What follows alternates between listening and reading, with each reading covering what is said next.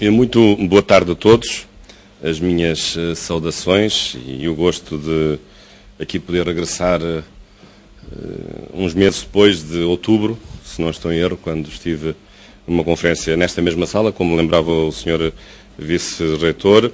Gostaria de cumprimentar em particular os membros da mesa, o professor Cabral Vieira, que preside a mesa, enfim, na sua pessoa também a Universidade dos Açores, também o professor Mário Fortuna e o Dr. José Noronha Rodrigues, enfim, membros, respectivamente, e diretores do Departamento de Economia e Gestão e do Centro de Investigação. Também gostaria de cumprimentar o Dr. André Bradford, enfim, que representa aqui o Governo Regional. Enfim, o Dr. Ricardo Pacheco representa e é Presidente das Ilhas em Movimento. No fim, mas sempre no princípio, o Dr. Mota Amaral, que, além do mais, deu gosto a mim e a todos da sua presença e a quem eu também dediquei este livro, e de razões que eu daqui a pouco vou adiantar.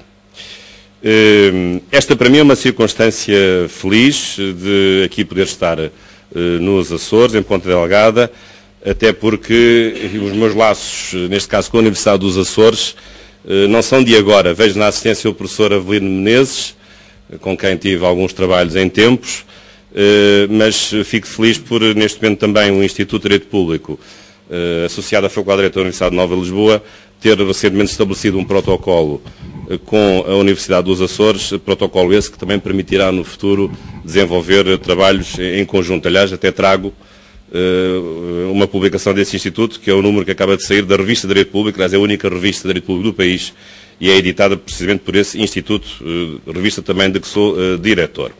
Mas, portanto, a minha presença aqui também significa, da minha parte, o empenho, como professor da Faculdade de Direito da Universidade Nova, de poder, enfim, incentivar e intensificar esses contactos. Mas hoje também estou aqui numa outra qualidade, na qualidade de professor da Universidade Autónoma de Lisboa. Aliás, a universidade que editou este livro, que hoje aqui apresento, a Autonomia Legislativa das Regiões Autónomas, um contributo de Direito Constitucional Regional, aliás, a edição da própria editora da Universidade Autónoma de Lisboa. E, portanto, também não me levem mal de aproveitar este momento, embora a uma distância de 2.000 quilómetros, de agradecer à própria Universidade Autónoma de Lisboa e aos seus responsáveis, ao Presidente da Cooperativa, Dr. Eduardo Costa, e aos dois professores responsáveis pelas edições, o professor Lino Donário e o professor Miguel Faria, o facto de terem viabilizado esta publicação. E, portanto, fica aqui também, de um modo público, o meu agradecimento por esta oportunidade de publicar este livro. Eu escolhi como tema de intervenção de hoje o futuro do direito regional. Talvez um título mais provocatório do que propriamente real, mas hoje sabemos que é necessário às vezes também termos alguma capacidade provocatória. Claro, como calculam, não vou falar assim muito exaustivamente do livro, porque se eu fizesse estaria a comprometer o mercado deste livro, que já de si não deve ser muito amplo. Portanto, aquilo que está no livro fica para o leitor poder ler em casa, comprando o livro calmamente, digerindo e criticando as ideias que constam do livro. Claro que também não vou cair no outro extremo oposto de não falar sobre coisa nenhuma do livro, que isso também não faria sentido. Mas a minha ideia é aproveitar esta ocasião, uma vez que este livro foi escrito recentemente, para relançar aqui alguns temas que têm que ver com o direito regional e o seu futuro próximo. Claro que este livro, a meu ver, e não me levem mal da minha falsa modéstia, julgo que consegue aqui um equilíbrio entre dois aspectos que são muito importantes hoje numa obra de investigação, sendo um livro jurídico, é um livro técnico, não é um livro político, que é, por um lado, descreve a realidade do direito regional e, portanto, explica a organização dos órgãos de governo próprio e as suas diversas competências, com especial incidência, essa é a segunda parte do livro, para a competência legislativa, embora haja outras competências que não sejam apenas legislativas, mas, portanto, descreve essa realidade, uma realidade organizativa e uma realidade funcional, mas também procede a uma certa problematização dessa mesma realidade. Portanto, também, aqui e acolá, sobressai um aspecto crítico, ou um aspecto de colocar em discussão as opções que existem, até com vista no futuro essas opções poderem ser mudadas. E, portanto, nesse aspecto, o livro também não é apenas uma descrição daquilo que existe, há uma pequena referência histórica ao modo como tem evoluído as regiões autónomas, o direito regional, quer em termos macroscópicos de organização política, quer em termos microscópicos da questão específica da competência legislativa regional. E depois também com algumas questões que ficam, enfim, em projeto no fim do livro, no que respeita àquilo que no futuro pode vir a ser feito. Portanto, este, enfim, um resumo breve deste livro que agora aqui lanço em ponta delgada. Mas a minha intervenção tem essencialmente 3 tópicos que eu gostaria de anunciar previamente. Em primeiro lugar, falar um pouco do significado de um direito constitucional da crise, que é aquilo que nós vivemos. Nós hoje estamos mergulhados numa crise profunda económico-financeira, para não falar de outras crises, mas isso tem o seu tratamento também ao nível do direito constitucional. Até eu estou à vontade nessa matéria, porque a minha tese de doutoramento foi precisamente sobre o direito constitucional da crise. Na altura, o tema era o direito constitucional de exceção, enfim, que é um pouco diferente deste, porque esta é uma crise económica, não é uma crise política ou social. Mas eu penso que é preciso refletir um pouco sobre isso e sobretudo, ter a ideia de que na crise não se suspendem princípios fundamentais. Os princípios fundamentais devem também reger uma situação de crise. Depois, um segundo tópico tem que ver com a ideia de o direito regional ser entendido como um sistema jurídico autónomo. Às vezes isso não passa muito na doutrina constitucional portuguesa, ou porque o direito regional não se estuda. No continente são raros os professores de direito constitucional que estudam o direito constitucional regional. Também, enfim, é preciso dizer que é difícil de estudar. Talvez seja a parte mais difícil do direito constitucional. E isso, portanto, afugenta os estudiosos do direito regional. E os alunos também não gostam de estudar porque acham que é muito difícil. E, portanto, temos aqui, por um lado, uns constitucionalistas centralistas que não gostam de estudar.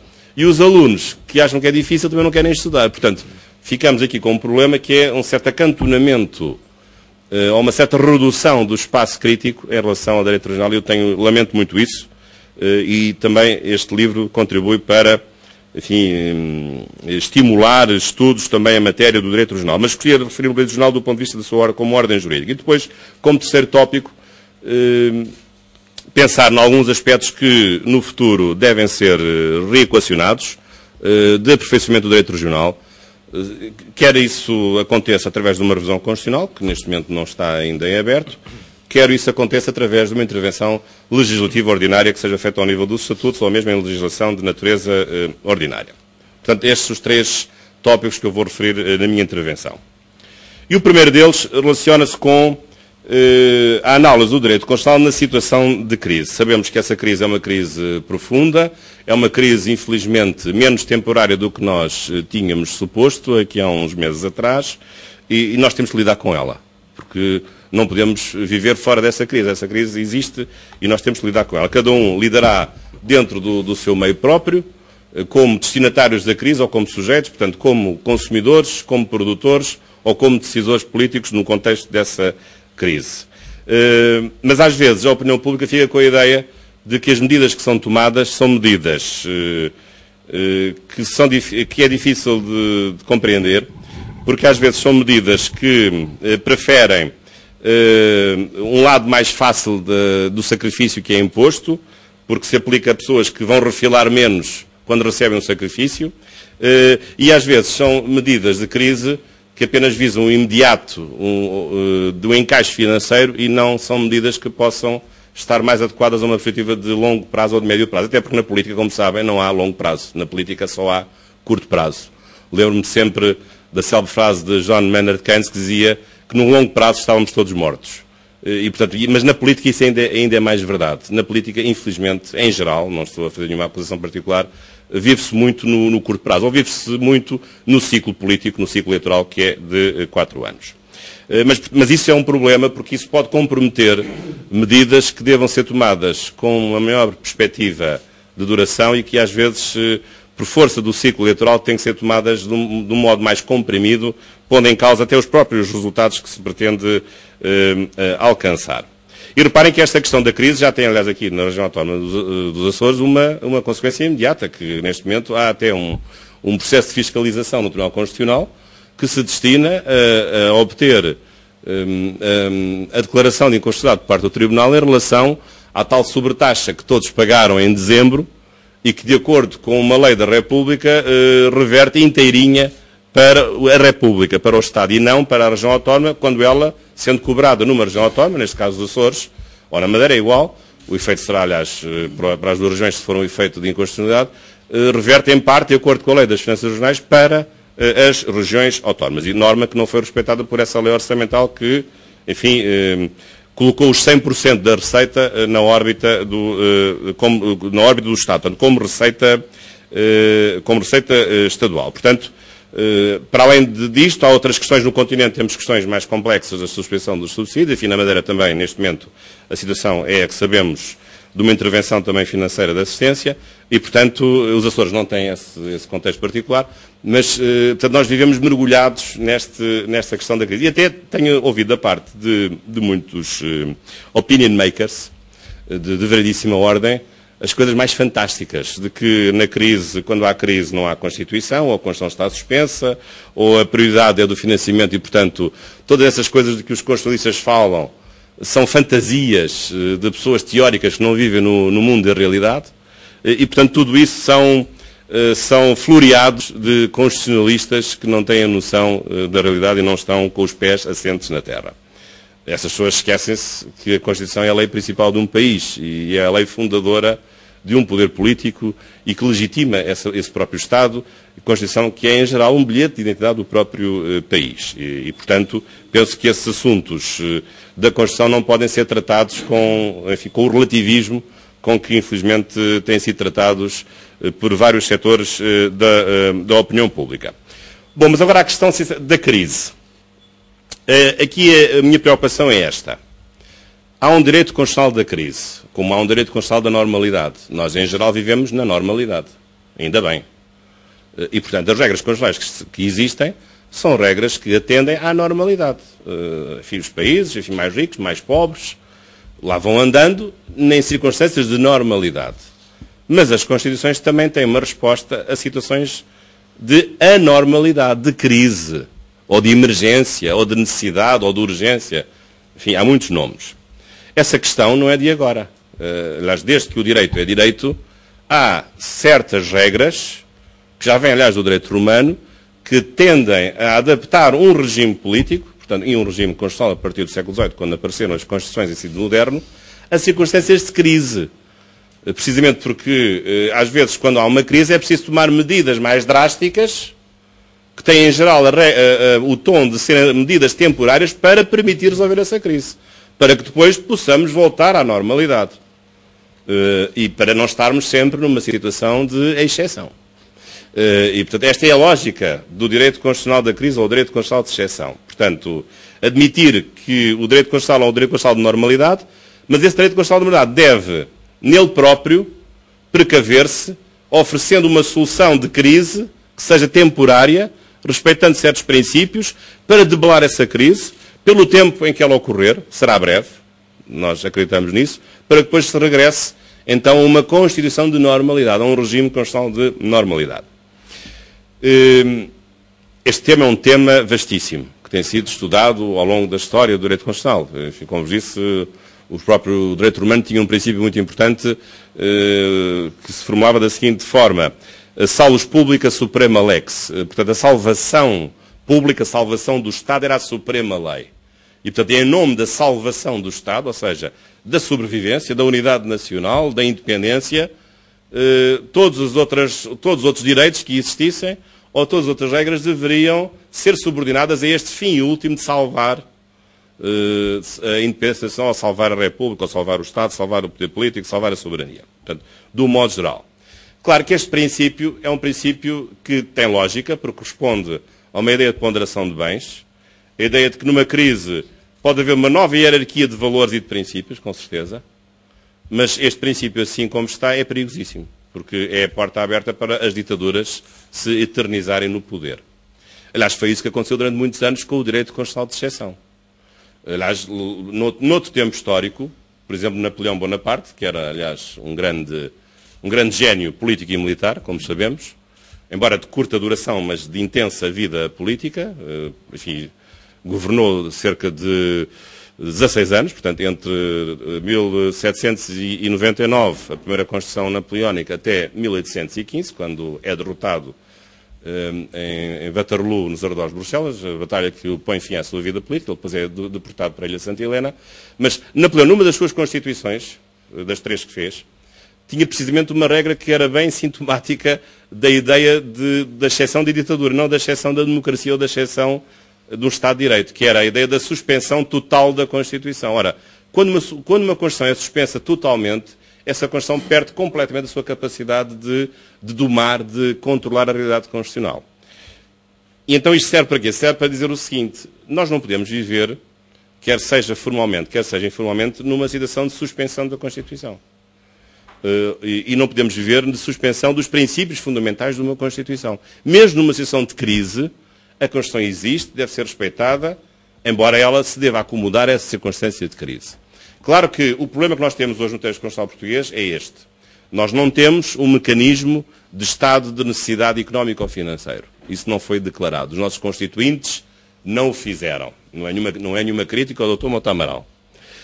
O que nós temos lá é um estado de necessidade político e social. O estado de sítio, o estado de emergência, que permite a suspensão de certos direitos, permite o reforço dos poderes administrativos do Governo e das autoridades administrativas, quando há uma agressão política ou militar, um golpe de Estado, ou quando há uma epidemia, uma calamidade pública, umas cheias, um terremoto, ou umas doenças contagiosas, por exemplo, numa cidade, que obriga a isolar uma cidade.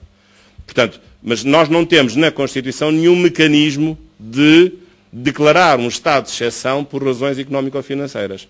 Mas isso, a meu ver, não significa que a Constituição não possa acomodar uma necessidade de fazer face a uma crise económica-financeira, porque isso seria um absoluto disparate, porque significaria que a Constituição não poderia nunca controlar uma realidade evidente, que era uma realidade de desequilíbrio macroeconómico, que pode acontecer a qualquer país, que tem acontecido a muitos países, e a Constituição deve também liderar esse processo, não deve estar fora e à margem desse processo.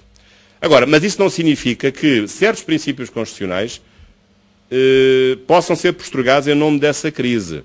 Há certos princípios constitucionais que, mesmo numa situação de exceção, e até mesmo na situação de exceção que está reconhecido no texto constitucional, que é o estado de emergência, ou num caso de estado de exceção não declarado e não reconhecido de crise económica ou financeira, mesmo aí há um conjunto de princípios e de regras que têm de ser respeitados e que não são excepcionados por esta crise. Quais são esses princípios? Eu, enfim, havendo vários, talvez referisse 3 em particular. Em primeiro lugar, o princípio da igualdade. Se há uma situação de crise, se há um conjunto de sacrifícios que são impostos aos cidadãos, não há nada que explique ou que justifique que esses sacrifícios apenas atinjam uma parte dos cidadãos e não atinjam o universo global dos cidadãos. Já estão a perceber que eu me estou a referir a um assunto muito particular que tem que ver com a suspensão dos subsídios de Natal e de férias.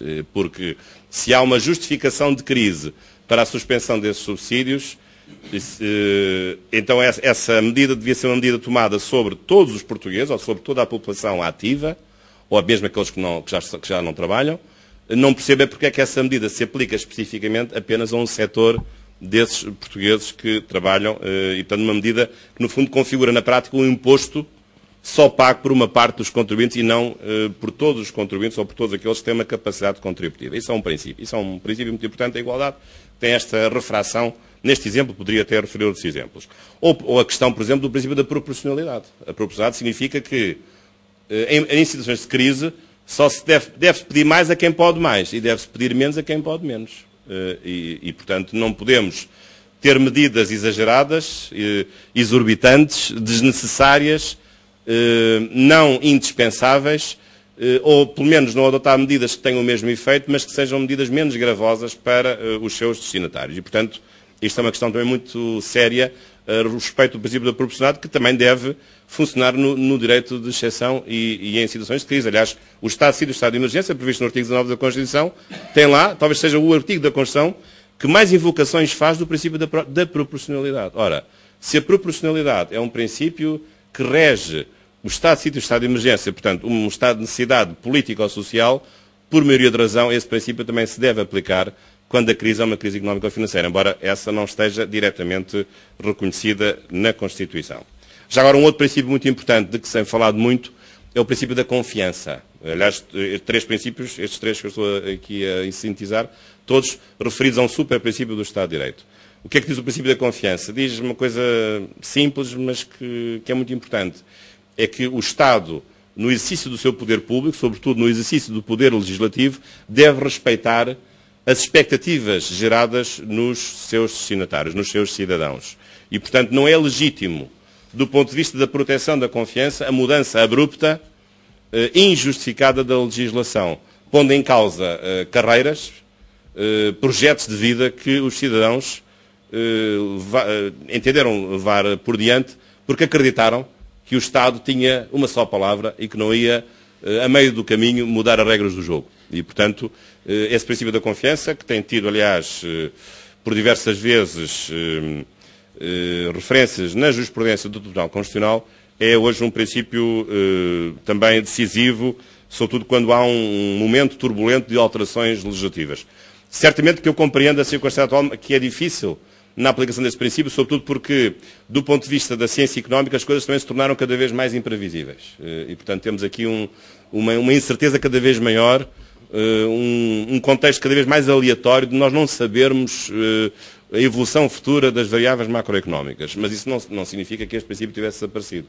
Ele deve manter-se, é de difícil concretização e ainda de mais difícil controle judicial, mas ele existe e já foi por diversas vezes, aliás, proclamado e defendido pelo próprio Tribunal Constitucional. Aliás, isto que eu estou a referir em relação à necessidade de, em crise, haver o respeito por um conjunto de princípios fundamentais que nunca podem ser suspensos, também tem outra aplicação, por exemplo, numa coisa que eu ainda não consegui perceber até hoje, é a questão das parcerias público-privadas. Porque, se por um lado o poder público, o poder legislativo, foi muito rápido em suspender salários dos funcionários públicos, até hoje não vi um único artigo no Diário da República, em alguma legislação, que tivesse também suspendido 1 mês ou 2 meses das prestações mensais que o Estado paga nas parcerias público-privadas. Porquê? A despesa é a mesma, é a despesa do Estado, é a despesa pública. A base, o instrumento jurídico de proteção dessas remunerações é diferente? Não. Hoje, 90% dos funcionários públicos têm um contrato com o Estado, já não têm nenhuma nomeação.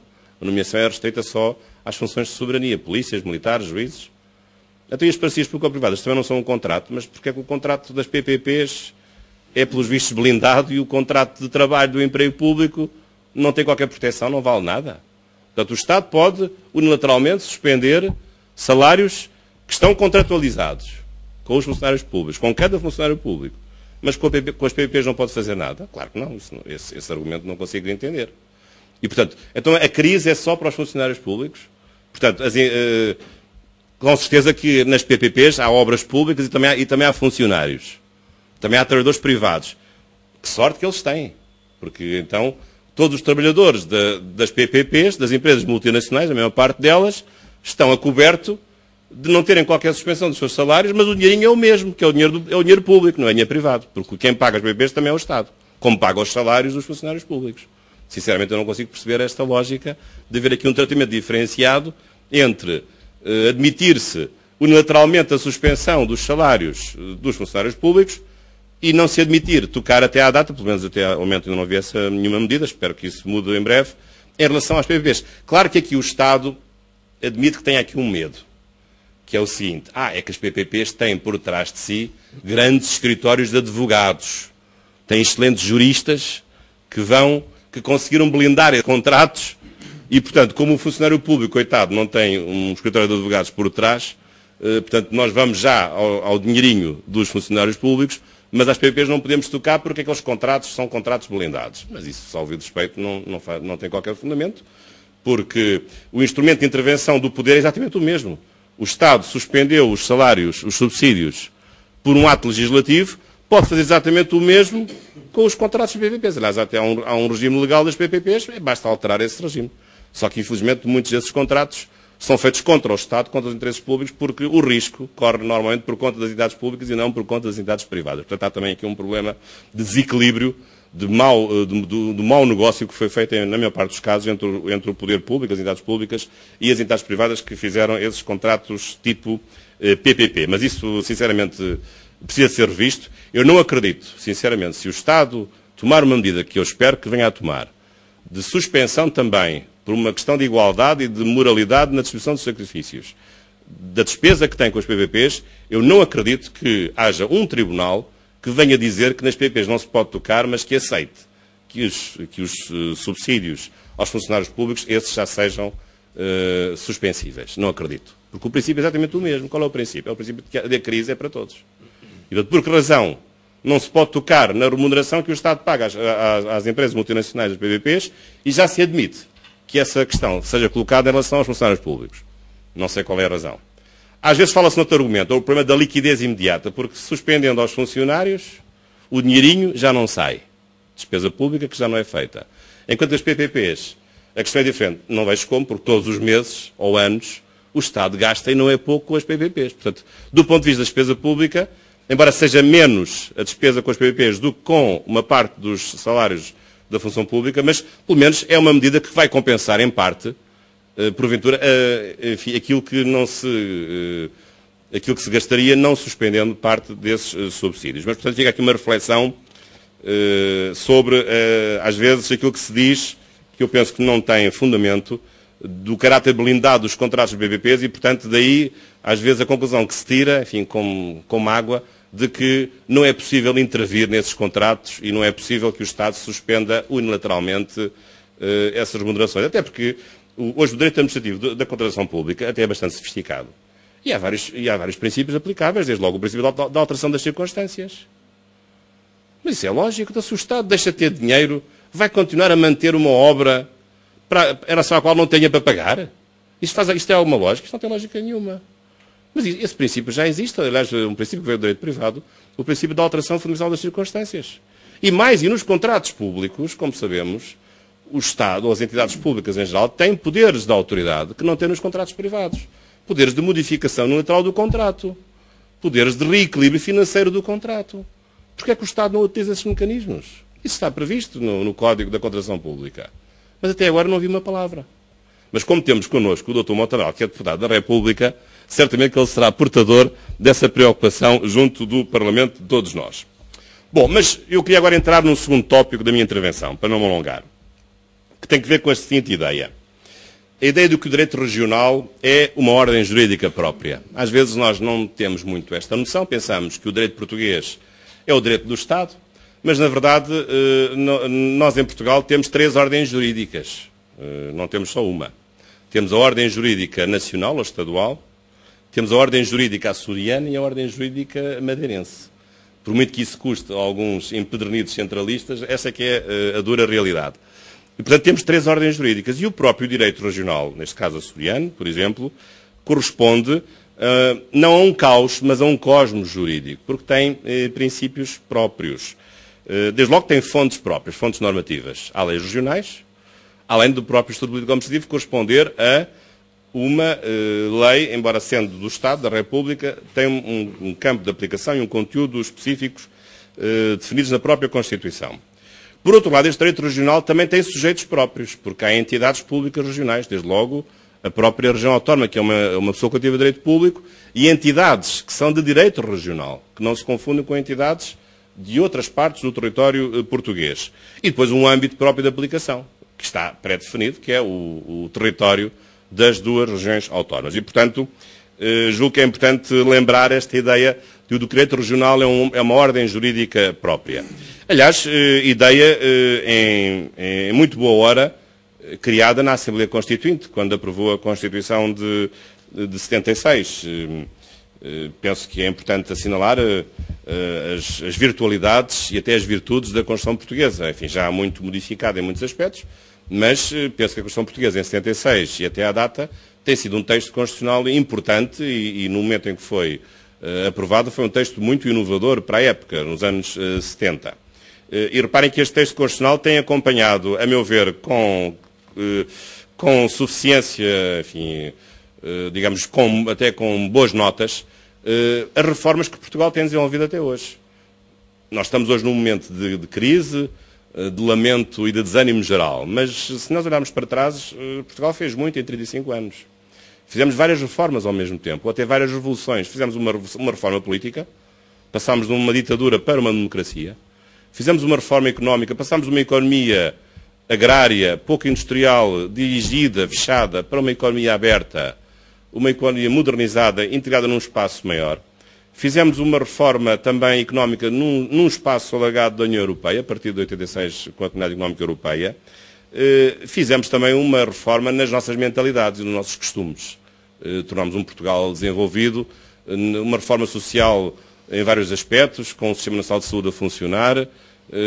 Hoje somos os países do mundo com a menor taxa de mortalidade infantil, que é, aliás, o principal indicador na qualidade de vida dos povos. Ou lembra-se qual é que era a nossa taxa de analfabetismo nos anos 70 e o que é hoje. Vejam todos esses progressos que nós temos feito. E isso, em grande medida, foi propiciado pelo texto constitucional.